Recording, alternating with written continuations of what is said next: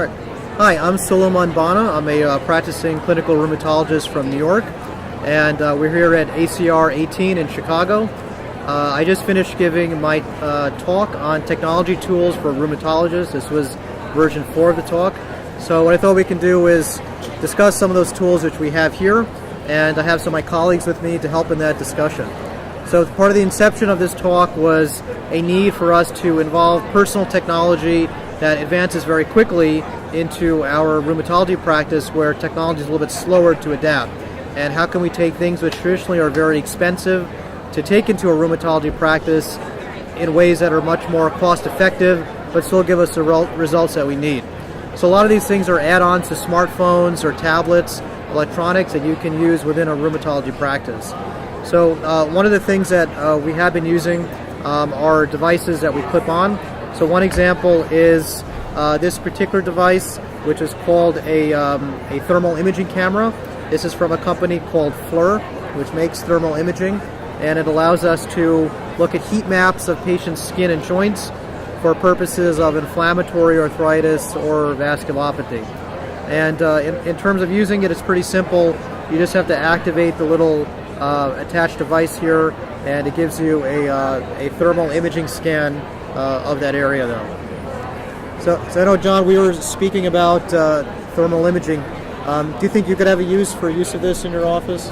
So definitely. I mean, I'm interested in two of the applications that you mentioned. The first one is to see whether joints are inflamed.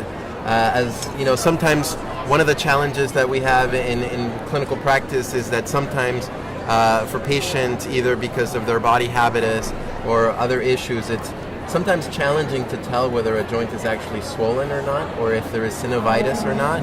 I know that musculoskeletal ultrasound can play a role in trying to distinguish those two cases, but this seems like a much more simple way of sort of seeing whether joints are inflamed or not. Yeah, there's a low barrier of entry for use of a thermal imaging camera, as opposed to an ultrasound where it's high cost. There's a lot of training involved in it too. I think the downside is that, at least right now, for these consumer-grade devices, thermal imaging is probably not great for very small joints, just because of the resolution you need.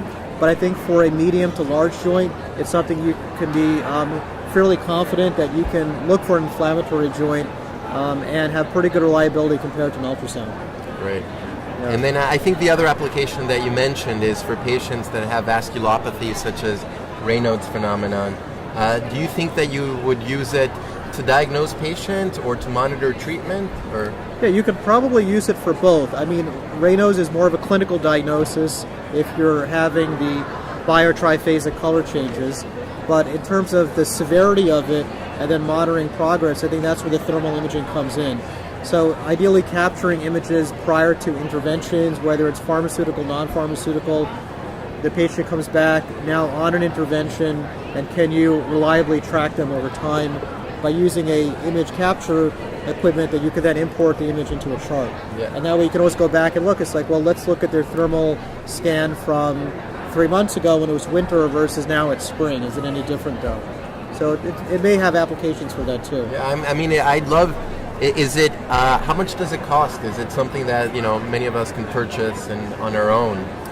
Yeah, you probably could. It's not extremely cheap, but the device has two different models. There's a standard model, which is $299 US, and there's a more advanced model with better resolution for $399. But if you look at an industrial-grade thermal imaging camera, it could be anywhere from $2,000 up to $10,000.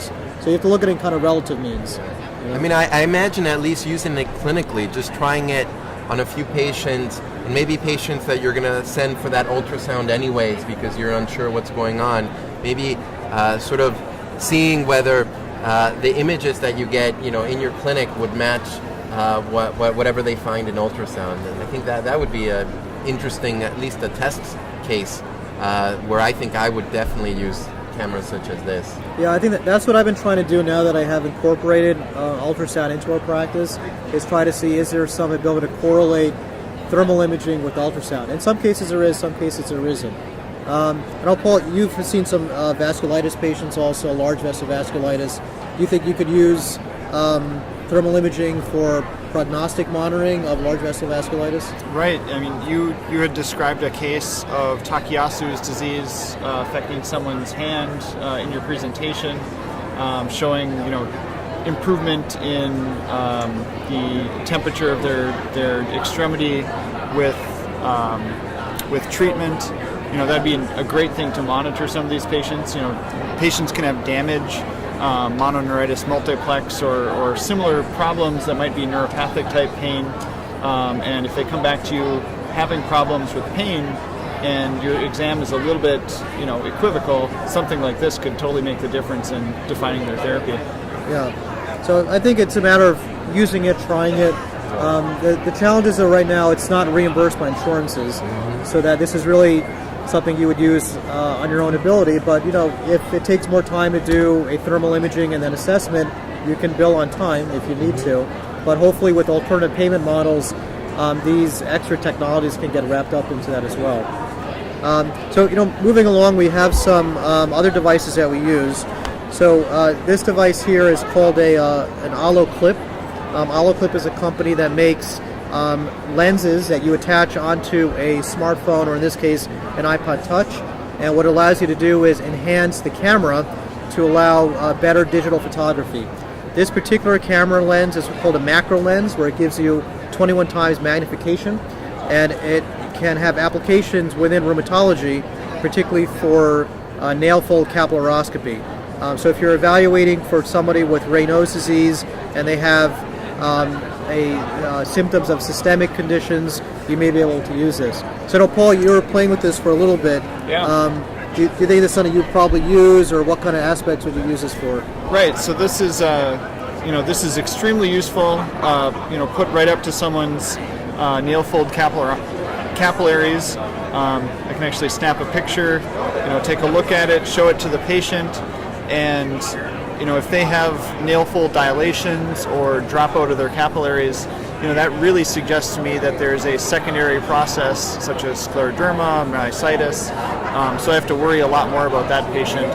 Whereas if it's relatively normal, I can probably be more reassured that this person just has a primary type of Raynaud's. They're not going to be at risk for other organ dysfunction, and we can treat them and ease their worries. So this is a great device, and I think you said it's, how much does this cost? I think it retails for about probably $60 to $70.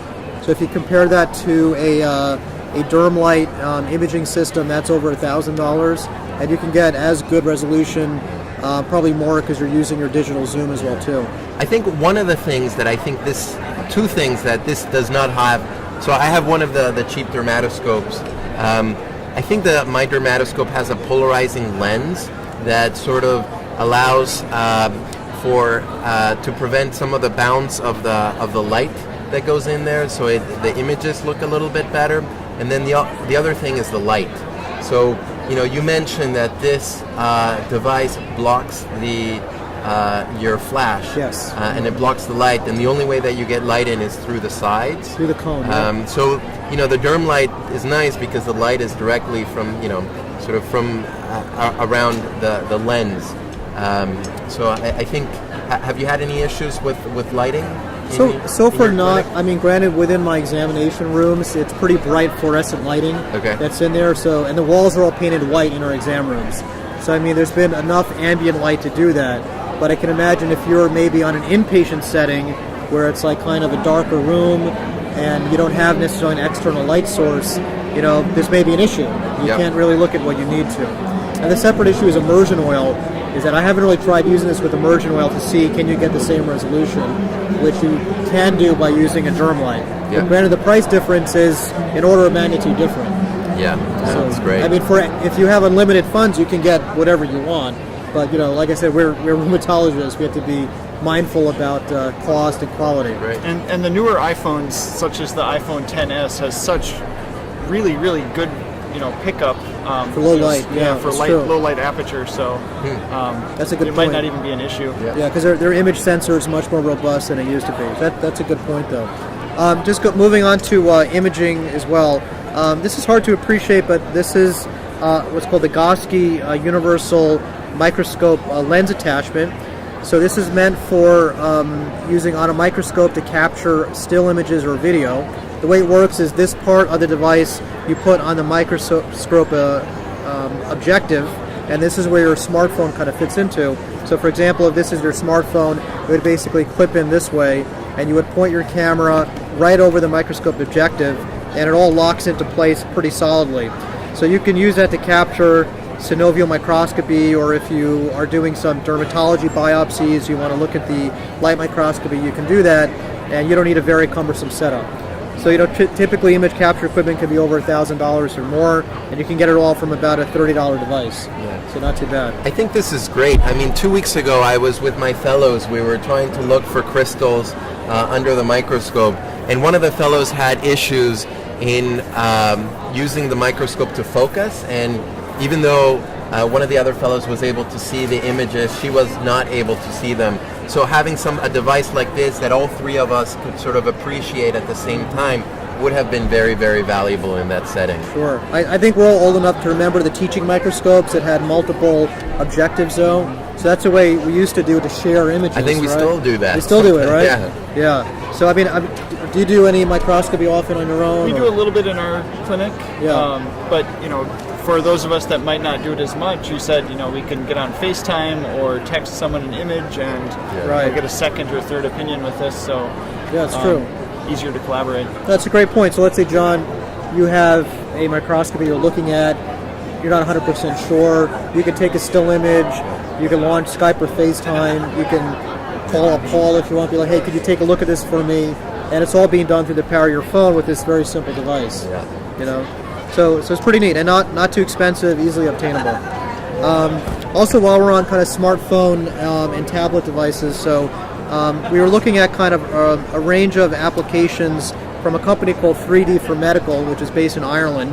And 3D for Medical was featured in one of Apple's keynotes, I think a couple of years ago, for one of their new iPads. And since then has been used in universities and teaching sessions. And they have a different suite of apps, and they have literally 20 or 30 different applications. I just picked out a few of them that rheumatologists can use. So we were looking at one of the hand applications here. So you can manipulate a 3D model of a hand here. You can do cross sections and look at it all in real-time rendering. You can look at pre-canned videos of different pathologies that are going on, procedures also too. And this is great for education, for trainees also. I think, Paul, you work with trainees as well, right? Yeah. Do you think this is something they would probably like or help them for their training? What I'm actually seeing is a lot of them will purchase this to correlate the anatomy that they're seeing on ultrasound, and being able to peel away layers of a joint or some atypical position and just get a better understanding of it. I don't know if any of us are strongly ultrasound trained, so you're kind of learning it. And getting there, yeah. Are you using this to help? I am using it to augment sort of ultrasound, trying to extrapolate a two-dimensional image to three-dimensional. So this does help for that, though. Yeah, absolutely. I mean, John, you treat pediatric and adult patients also too. Do you find that when you're explaining maybe things to the parents about how illness or anatomy works, that these visual apps can help with that capacity? I think, I mean, parents, especially parents of children with chronic diseases, are always very concerned about the illness and really want to get to the bottom of trying to understand what's going on.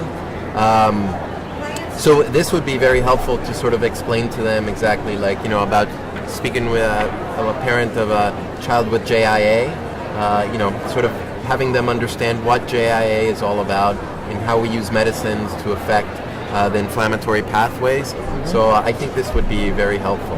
Yeah, I was thinking also when we do arthrocentesis for adult patients, it's a very quick consent. It's done point of care in the exam room. You have more challenges from a pediatric point of view because you have to book studies. There's sedation involved. There's more involved consent. So when you're consenting for a knee arthrocentesis with sedation, I mean, how much AV material are you using with the parents? So currently none at all, but I can imagine this can be helpful. Yeah, so they have applications here for the knee where you can render the knee in real time, and you can kind of strip down layers of the knee and get down to different parts of the anatomy and see the places that you may need to give an arthrocentesis or an injection. Yeah, and I wonder, Suleman, if you have any tools here today that may help patients during procedures. Yeah, so that's a great point. So we've been having a few talks in the past couple of years, the last year and this year, on use of virtual reality in management of pain, anxiety relief, pre-procedural management. And there's different ways to incorporate virtual reality in though. Some of the devices can be very expensive because they're medical grade, thousands of dollars per year, and they can be very helpful. There's some ways to be able to do it a little bit cheaper. So what we found here was a very generic kind of virtual reality headset, literally just bought off Amazon. And it's about maybe $30, $35. And it's essentially a shell, where within that shell you have a smartphone that clips in here that has an attachment for the headphone jack or for a data port to get audio, and it has a stereoscopic lens, and so the smartphone basically fits right within here, and the application you're using has a split screen stereoscopic view that then the user would look inside the goggles and have audio that comes in through the headset. And there's dozens of applications that can be used for VR. Some of them are used for what's called mindfulness-based stress reduction. So basically taking a user to a virtual environment, either that's 3D rendered or maybe captured from a real environment, so that they're away from their stressful situation. So whether it's in an operating room, a procedure, or maybe they have chronic anxiety, chronic pain, there's a neurobiologic effect that can happen with that. So I know, Paul, we've talked about chronic pain patients that come in. Do you see a lot of patients on chronic opioids or narcotics from other providers? So, what do you do with those patients typically in terms of how to manage them? I mean, you're obviously not the person prescribing their opioids. Right. But how do you get them off their opioids? Right. I'm fortunately work in a system where we have an amazing pain clinic and management group. But a lot of patients have trouble with anxieties or just issues with how all of that works. So this would be a great, adjunctive piece of equipment and therapy that they can use. Yeah, absolutely, though. And I think for your pediatric patients, I'm sure if you're about to do a procedure or something, there's also a lot of anxiety and stress involved. And do you think, how would a child respond to a VR headset? So I know that in my hospital, they're using VR in the emergency department for procedures like IV placements or blood draws, lumbar punctures and things like that. So it's been already well used. We currently don't have a setup in the rheumatology clinic, but I can imagine that something like this that is not too expensive, I think would be very welcome for our patients. Sure, absolutely though. So anyway, these are all tools that are readily available, easily obtainable, not too expensive. It's just a matter of if you're practicing and want to incorporate these, will it fit into your workflow? But it only takes a little bit to try it. So I would encourage anyone, if they would think about it, you can contact any of us and we'd be happy to help along more information. So thanks for joining us for a look at some of these products, and hope you have a good conference. Thanks. Thanks.